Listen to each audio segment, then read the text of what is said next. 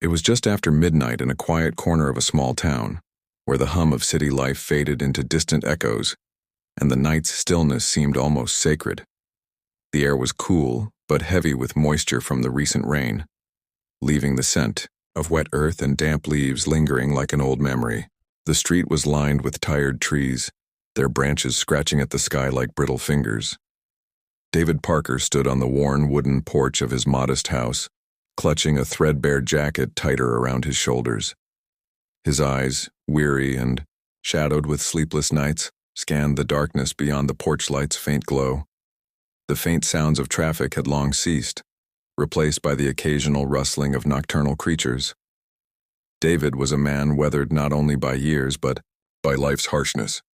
His once bright eyes carried the dullness of a man who had known loss, the loss of his wife to a sudden illness 2 years prior, and with her, the warmth and laughter that had filled their small home. Since then, he had been raising his 7-year-old daughter Emily alone. Emily's cough had worsened over the last week. The doctor's visit had been too brief, the diagnosis vague. Pneumonia, maybe. Antibiotics prescribed, but money was tight, and David's hours at the factory barely covered rent and food. A stack of unpaid bills sat on the kitchen table, their jagged edges cutting through the thin veil of hope he tried to cling to. On the porch beside him, an old wooden rocking chair creaked softly in the wind, its paint peeling like the pages of a forgotten book. A broken wristwatch lay on the table nearby, a relic from better days. Its hands frozen at 8:17, the moment Emily had been born. That watch was David's talisman, a symbol of time both stopped and moving forward.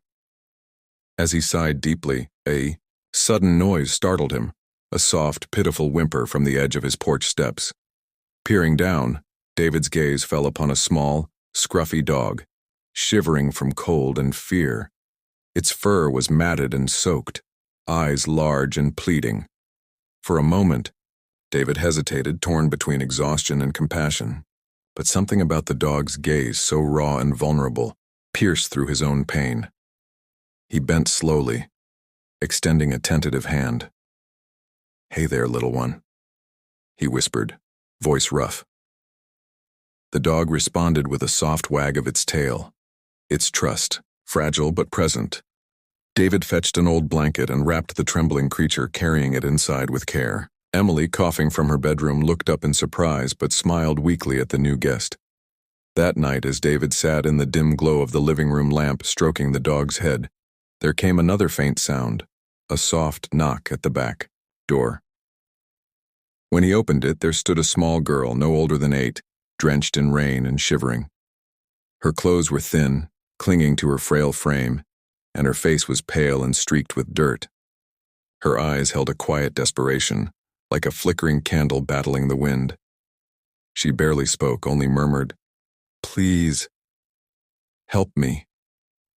David's heart clenched. Without thinking twice, he brought her inside, covering her with the warm blanket he had just used on the dog. Emily watched silently from the doorway, eyes wide with a mix of curiosity and concern. Conflict or challenge introduced. The night deepened as the three of them huddled in the small living room. The dog, whom David soon named Lucky, nestled against.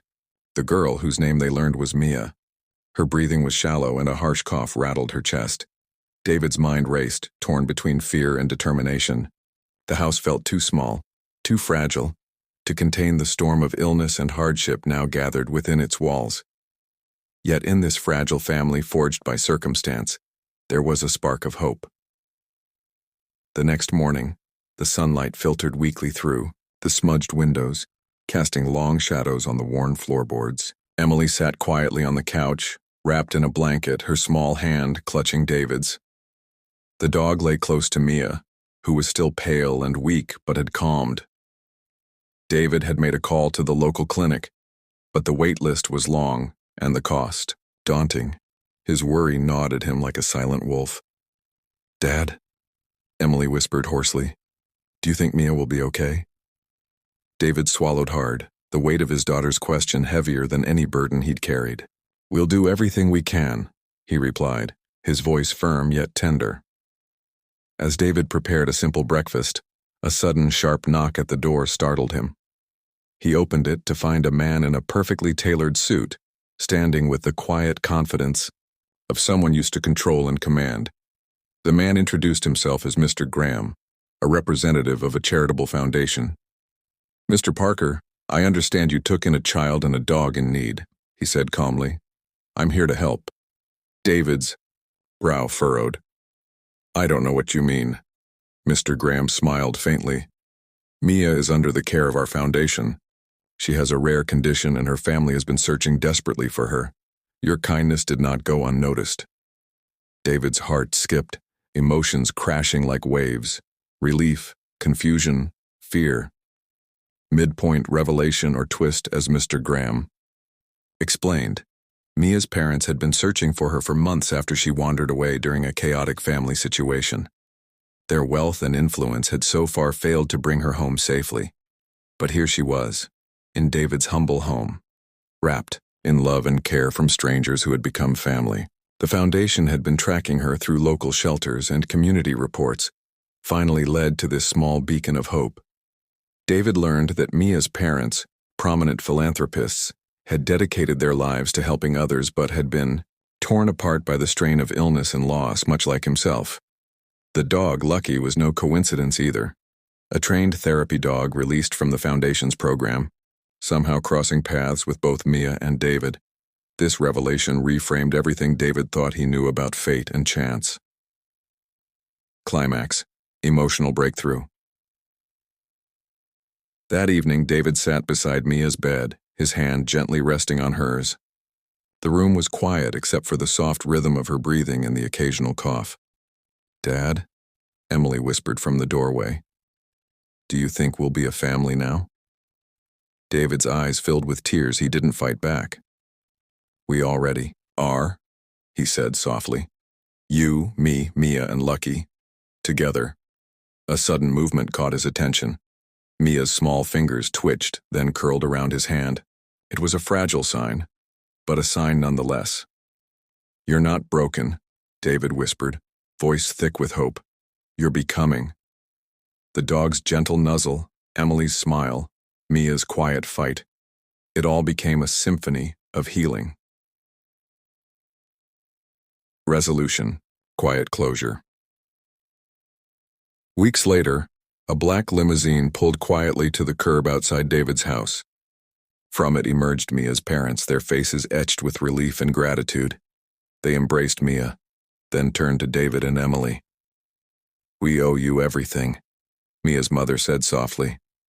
"Your kindness saved her." David smiled, the weight of his grief lifting like a morning fog. He realized that sometimes the family we need isn't just the one we're born into, but the one we choose to build with open hearts. As the sun rose, casting golden light over the modest home, the 4 children, Emily and Mia, along with Lucky bounding happily, played in the yard, a portrait of hope and new beginnings. David stood on the porch, watching, feeling that long broken watch in his pocket tick once again. Time moving forward, carrying healing and love with it. Call to action. If this story touched your heart, consider subscribing for more inspiring tales of hope, healing, and unexpected kindness. Hit the like button and share this with someone who needs it today.